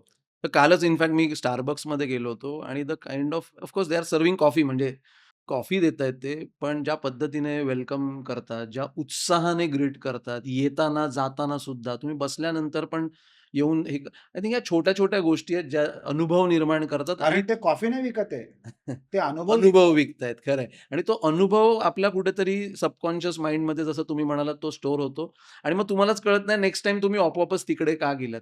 हा तर एक फिजिकल एन्व्हायर्नमेंटचा भाग झाला. जेव्हा तुम्ही D2C ब्रँड बरोबर डील करताय आज मला वाटतं की एआय तिकडे पण कस्टमर सर्व्हिसमध्ये महत्त्वाचा रोल प्ले करतंय. कारण आधी आप कतार में है, कृपया प्रतीक्षा कीजिए हे तसं आपल्याला काहीच नाही राहिलं. आज तसं काही राहिलेलं नाहीये. तुम्ही तुमच्या बॉट्सला ट्रेन करू शकता and bots can answer on your behalf. आणि मला वाटतं कधी-कधी ह्युमन बीइंग्सपेक्षा जास्त जसं तुम्ही म्हणालात प्रोएक्टिव्ह पण आणि रिसोर्सफुल पण असतात. सो एआयचं कस्टमर सर्व्हिस या पर्टिक्युलर डोमेनमध्ये कशाप्रकारे तुम्ही बघता सर? बॉट इट्स एआय बरोबर. म्हणजे तुम्हाला इन्स्टंट कोऑर्डिनेशन मिळतं आणि it get scaled up to human being जेव्हा तुम्हाला ऍक्शन घ्यावी लागते. आता बरोबर. बऱ्या ऍक्शन्सना सुद्धा ते लोक कोऑर्डिनेट करताय विथ एआय. हं. पण लास्टला ह्युमन टच जिथे हवा असतो तिथे तो येतो बरोबर. आणि it is working so smoothly की हं. लोकांचा त्या ब्रँडवर विश्वास निर्माण होतो हं, की बाबा इन्स्टंटली हे लोक आपल्याला सॉल्व्ह करून देतील. हं. कारण ट्रान्झॅक्शन एवढे वाढले आहेत की आता समजा 95,000 कस्टमर जर सुगन लोकला असतील ह्या महिन्यामध्ये बरोबर. तर 95,000 कस्टमर्सला माणूस तर बोलूच शकत नाही किंवा त्यांना कोऑर्डिनेट करूच शकत नाही. परफेक्ट. हल्ली आहे ना सर्व्हिस स्टँडर्ड एवढे वाढलेत ना. आता फॉर एक्झाम्पल तुम्ही झोमॅटो बघा. It's all AI. म्हणजे तुमचा डिलिव्हरीवाला कोण आहे, तो आता काय करतोय, तो निघाला का, तो कुठे पोहोचला, तो आता बरोबर. किती वेळात येईल, तो आला, हं. त्यांनी दिलं. बरोबर. म्हणजे एवढं कम्युनिकेशन एका ट्रान्झॅक्शन मध्ये. मग ते ट्रान्झॅक्शन ₹150 आयटम असून द्या किंवा 1.5 लाखाचा आयटम असून द्या. हं. The quality of service does not get diluted कारण it is technology, it is Absolutely. Artificial intelligence. They don't know the value of the transaction. They know it is a transaction ज्याला आपल्याला service द्यायची आहे. तर या सगळ्या गोष्टींमुळे तुम्हाला एवढं बरं वाटतं ना की हं. You start becoming dependable. म्हणजे हॅबिट कल्टिवेटिंग बिझनेस जो असतो ना किंवा हॅबिट कल्टिवेटिंग हं. प्रोडक्ट जो असतो ना त्याचं देखील व्हॅल्युएशन प्रचंड मोठं असतं. Right. Sir habit cultivating book product निर्माण करणं, बिझनेस तयार करण्यावर एक खूप सुंदर बुक आहे. हुक्ड नावाचं. हो, हो. आणि it's all about how you can develop and create business जो लोकांना त्याच्यावर अवलंबून करेल किंवा लोकांना मला वाटतं नीर यालने लिहिलं ते. Right sir, right. I have met him also. Oh wow! Brilliant guy. Hook great. नावाचं पुस्तक त्याने लिहिलंय. मी एक पुस्तक लिहिलंय हो. ज्याचं नाव आहे अर्न्ड, EARNED, कमाई, कमवलं. त्याचं मराठी रूपांतर पण मी करणार आहे. ओह! हे पुस्तक माझं आता 15 दिवसात रिलीज होईल. दिस इज माय 4th बुक. हो. 3rd बुक बरोबर. अर्न्ड. आणि पुढचं पुस्तक पण माझं आता कंप्लीट व्हायला आलंय. त्या पुस्तकाचं नाव आहे कॅपिटल बियॉन्ड फंडिंग. ओके. कुठचाही व्यक्ती जो प्रॉडक्ट बिझनेसमध्ये आहे त्याच्यासाठी ते वाचणं कंपल्सरी आहे. फॅन्टास्टिक. कॅपिटल बियॉन्ड फंडिंगचा अर्थ हा आहे की पैशा व्यतिरिक्त काय गोष्टी महत्वाच्या असतात एका बिझनेसला स्केल करण्यासाठी. तर कॅपिटल ओके. बियॉन्ड फंडिंग सुंदर ग्रेट. पुस्तक आहे. सर आणि अर्न्ड म्हणजे प्रत्येक उद्योजकासाठी आहे. कमाई. तुम्हाला काय कमवलं पाहिजे. आपल्याला कमाई म्हणजे पैसा असं समजतो. हं. पण पैसा इज द लास्ट ऑप्शन. खरं आहे. पैसा is the last element in the life. हं. पैसा येण्यासाठी किंवा पैशापर्यंत पोहोचण्यासाठी आपल्याला अजून काय काय कमवावं लागतं ना, हे मी त्या पुस्तकात सुपर्ब. रिअल लाईफ एक्सपिरियन्स बरोबर मांडलेलं आहे. फॅन्टास्टिक. सर हे मराठी पुस्तकाचं टाईमलाईन सध्या साधारण काय? 3 महिने. 3 महिने. आता इंग्लिश लॉन्च होईल आणि बरोबर. मग त्याच्यानंतर मी 3 महिन्यामध्ये कारण माझ्या डोक्यात लगेच असे विचार चालायला लागले, की जत्रा आपली जानेवारी महिन्यात आहे. सो तोपर्यंत जानेवारीच्या नक्की अगोदर 100% झालेलं असेल. नाही मला असं आता वाटत मला होतं टार्गेट मिळालं ना 100%.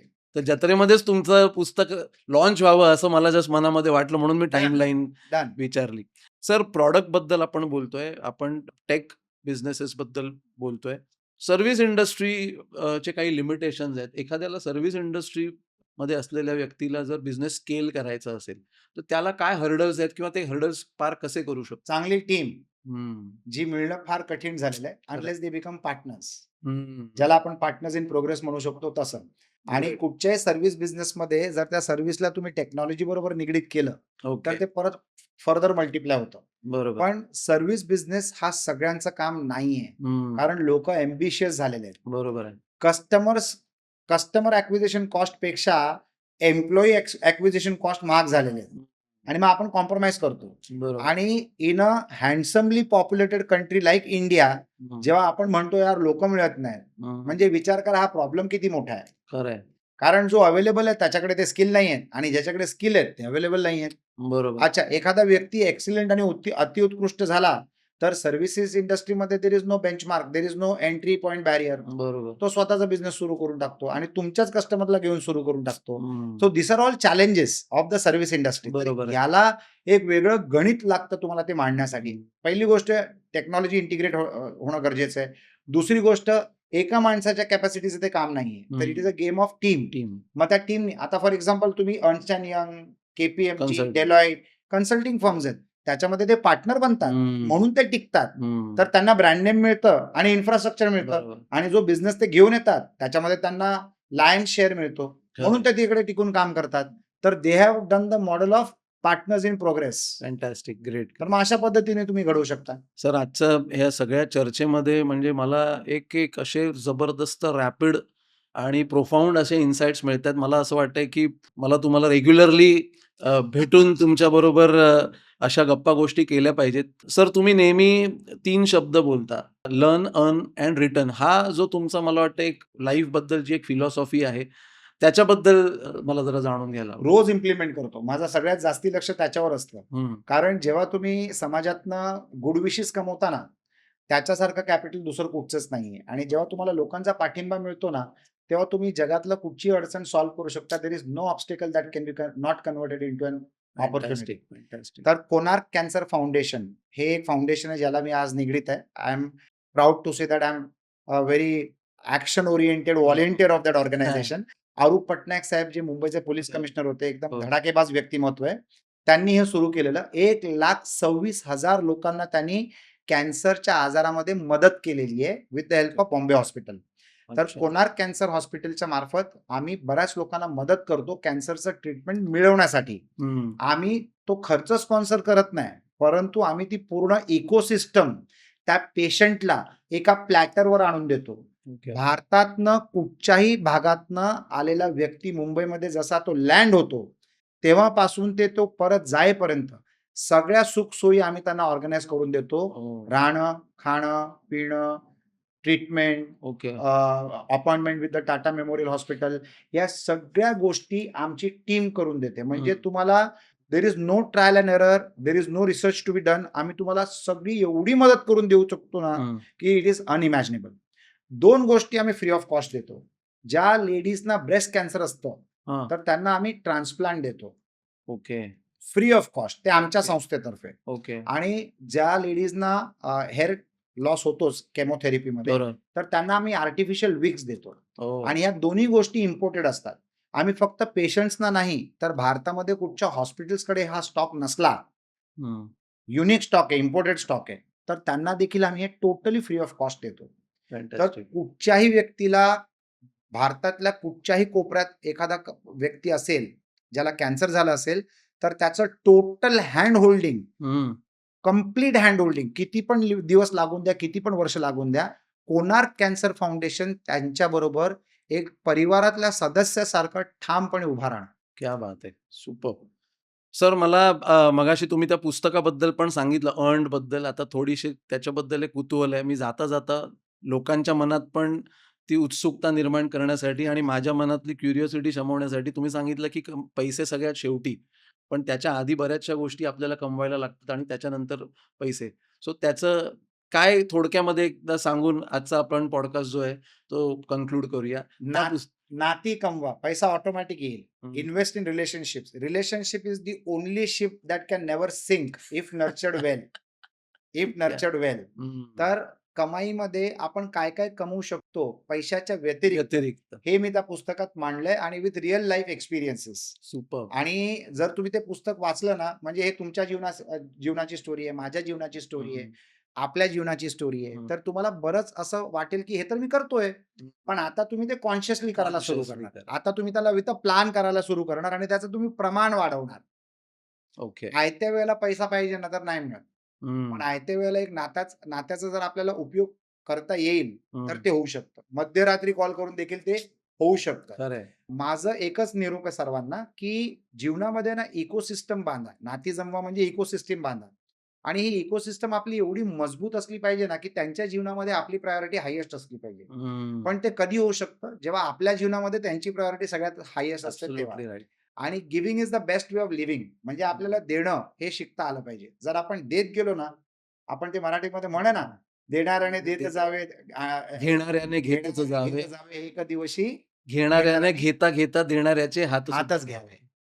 तर हे आपल्याला खरोखर घडवायचं असतं आणि हे मी समजवलं 200 पानी पुस्तकामध्ये. वा सर, म्हणजे रिअली अमेझिंग. म्हणजे मी आज एक्सायटेड तर होतोच की आज काय मला नवीन शिकायला मिळेल आणि नेहमीच भेटतो तेव्हा शिकायला मिळतं, पण आज असा एक प्लॅटफॉर्मचा एक प्रपंच होता आणि तुम्ही माझ्या आमंत्रणाला लगेच तुम्ही रिस्पॉन्ड केलत आणि आज तुम्ही एवढ्या वेळात वेळ काढून, जसं तुम्ही सांगितलं your every day is Monday, तुमच्या या व्यस्त शेड्यूलमधून तुम्ही वेळ काढून आलात. खूप खूप थँक्यू. आमच्या संपूर्ण लक्षवेधी परिवाराच्या वतीने खूप मजा आली sir. Thank you. Thank you so much. आणि एकच सांगेन की अतुल राजुली जे काम करतायत, जे कार्य करतायत, म्हणजे लोकांना योग्य दिशा दाखवायचं जे कार्य करतायत, हे अद्भुत आहे. म्हणजे अर्न्डमध्ये जर मी काही लिहिलं असेल ना, तर ह्यांची जीवन कथा असेल असं तुम्ही समजू शकता. आणि हे कार्य तुम्ही नेहमी करतच राहा. ग्लोबल सेंट अँजेलोस ग्रुप ऑफ कंपनीजच्या वतीने माझा जिथे पाठिंबा मी देऊ शकाल, मी ते सगळी ठिकाणी हजर असणार आणि पाठिंबा देखील देणार. Thank you sir. It means a lot. And हे थोडंफार अर्न केलंय आयुष्यामध्ये. थँक्यू. माय प्लेजर.